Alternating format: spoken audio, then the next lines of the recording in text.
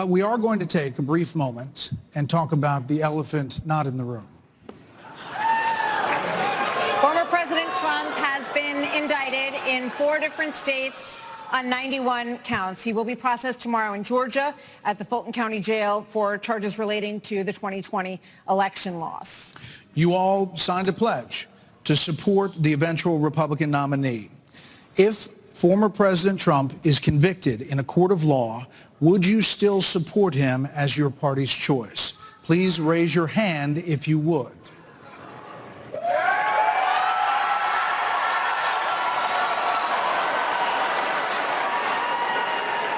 Just hold on. So just to be clear, Governor Christie, you were kind of late to the game there, but you raised your hand? No, I'm doing this. Look, I'm doing this. And I know you didn't. Whoa. No. Look, here's the bottom line. Someone's got to stop normalizing this conduct. Okay? Now whether or not you believe that the criminal charges are right or wrong, the conduct is beneath the office of President of the United States.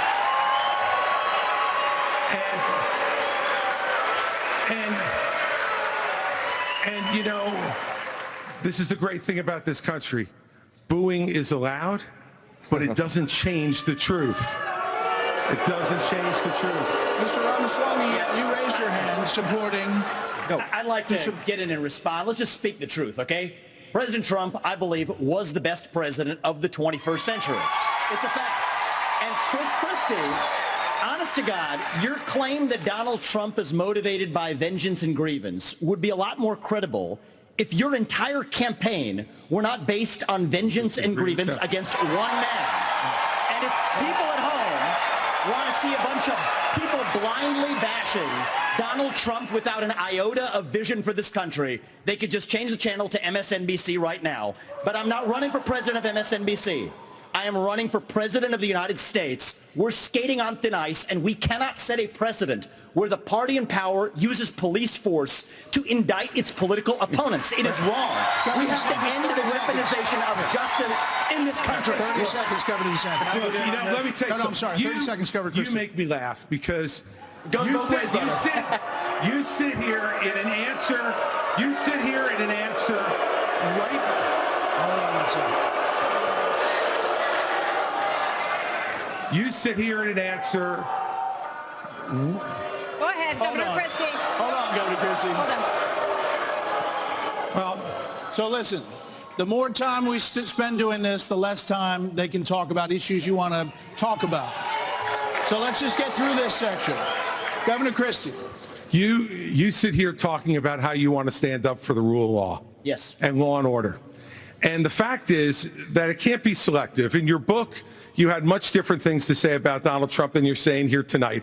That's not true. Well, it is very true. That is not true. It's very true. I read it, because and I know. There's a difference between bad behavior and illegal behavior, Chris. And you as a prosecutor should know better. Yeah, you know what? I know a lot better. There's a difference between bad behavior. And I know a lot better than you do. You've never done it like you've never done anything to try to advance the interests of this government except to put yourself forward as a candidate tonight. And here's the thing. We've stood up for law and order. I did it as U.S. attorney. I did it as governor. And I am not going to bow to anyone when we have a president of the United States who disrespects the Constitution. He said, get your MSNBC contributor. He said, these are politicized indictments, and we have to call out the truth. Martha, it's important to say that the president said, Donald Trump said, it's okay to suspend the Constitution.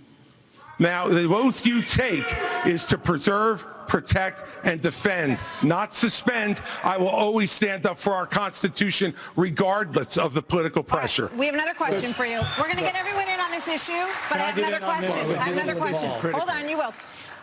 I am your voice.